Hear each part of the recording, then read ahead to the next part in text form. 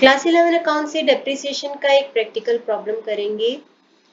On 1st October 2020, Rahul traders purchased a machine for rupees 25,000 and spent 5,000 for carriage and freight, 1,000 for brokerage of the middleman, 4,000 for installation। तो machine के installation तक के जो expenses होते हैं वो उसकी कॉस्ट में ही ऐड हो जाते हैं। तो मशीन खरीदी थी, परचेज प्राइस था 25,000 का, 5,000 उसने भाड़ा दिया, 1,000 उसने ब्रोकरेज दिया कमीशन मिडल मैन को जिसके थ्रू उसने मशीन खरीदा था, और 4,000 उसने इंस्टॉलेशन का दिया। यानी कि 25 प्लस 5 30 प्लस 1 31,000 प्लस 4 35,000। तो एक तरीके से उसकी कॉस्ट पड़ गई उसको। यहाँ पे हम लिखते हैं, साइड पे हम इसको लिखते जाएंगे। उसके बाद हमें बार बार क्वेश्चन को देखने की जरूरत नहीं पड़ेगी, हम उसी को देख के क्वेश्चन को सॉल्व करेंगे। तो 1 अक्टूबर 2020 को परचेज किया है 35,000। Machine is depreciated at the rate of 10% per annum on written down value basis. इसको मैं क्वेश्चन के साथ ही एक्सप्लेन कर दूंगी।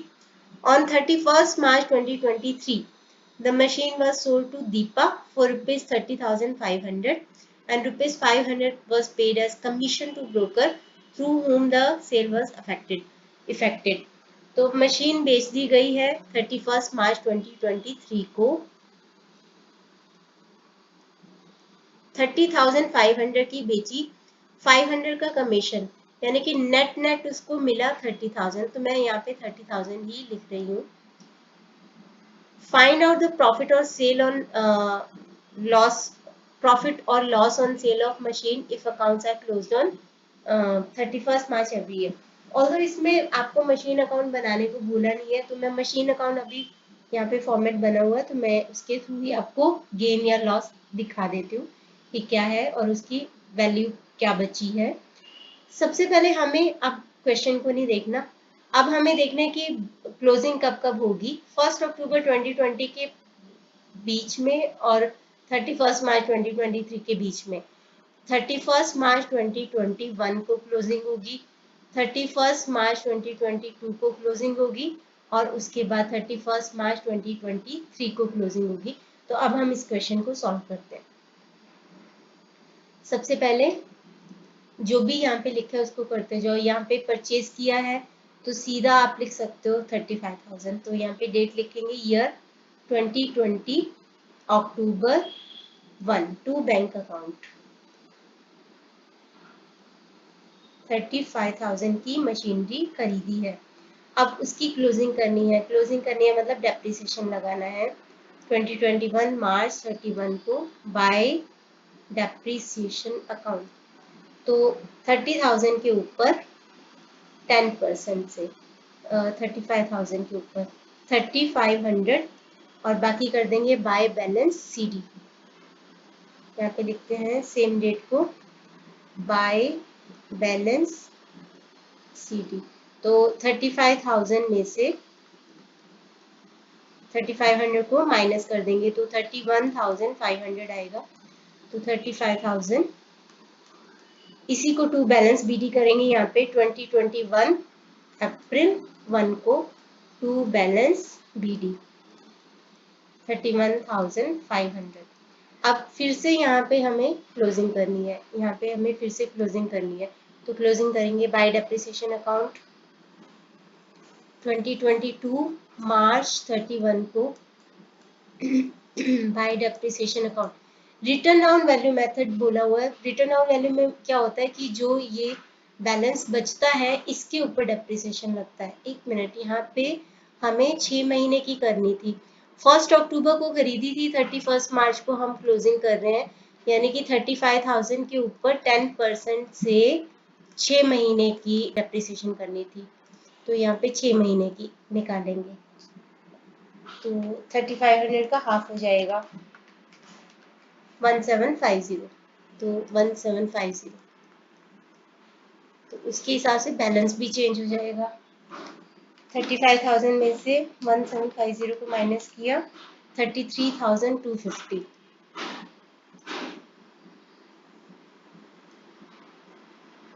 33,250 और यहाँ पे भी 33,250। अब 33,250 के ऊपर पूरे साल का डेप्रिसिएशन लगेगा 10% से 3325। अब फिर से बाय बैलेंस कैरी डाउन आपको पूरा पूरा लिखना है। 33,250 में से इसको माइनस कर देंगे 29,925।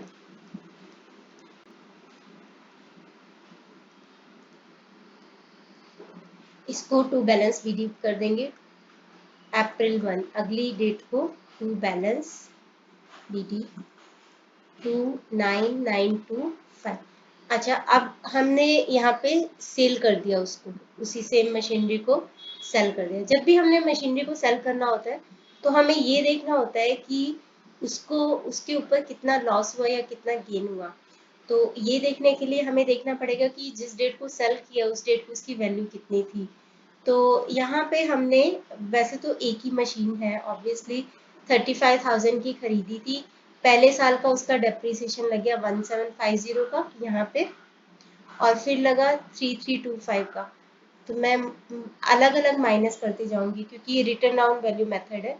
इसमें से ये माइनस किया था 33,250 आ गया। पहले डेप्रिसिएशन फॉर 6 मंथ्स लगा, फिर उसके बाद ये वैल्यू थी ऑन 1 अक्टूबर 2020। हमें निकालनी है वैल्यू 31 मार्च 2023 को। तो ये वैल्यू आई अभी 31 मार्च 2021 को।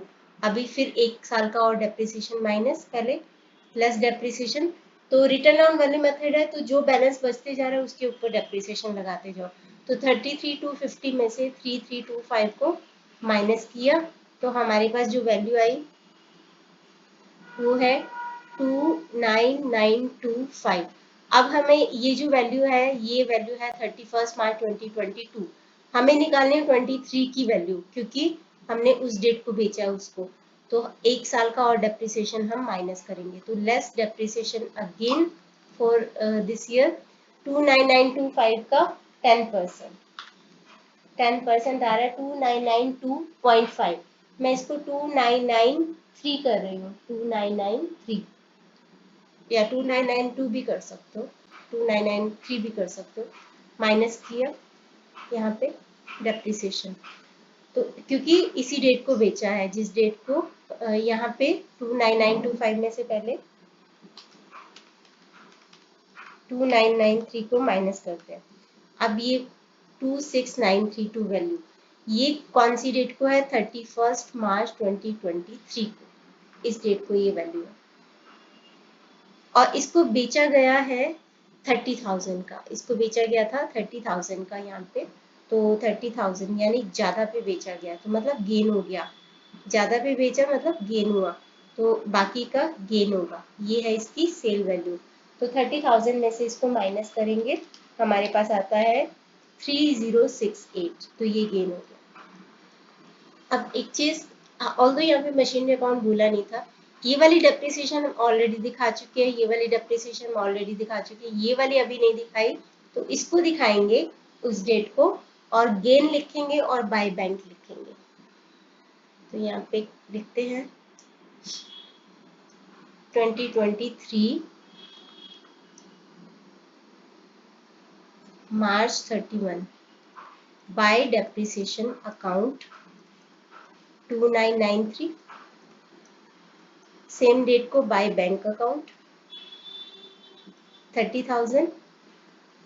लॉस आते तो हम क्रेडिट पे लिखते हैं, गेन आता तो हम डेबिट पे लिखते हैं। तो यहाँ पे लिखेंगे सेम फाइनेंशियल ईयर है इसलिए ये सेम फाइनेंशियल ईयर है तो यहाँ पे लिखेंगे to gain on sale of machinery account, ये है 3068।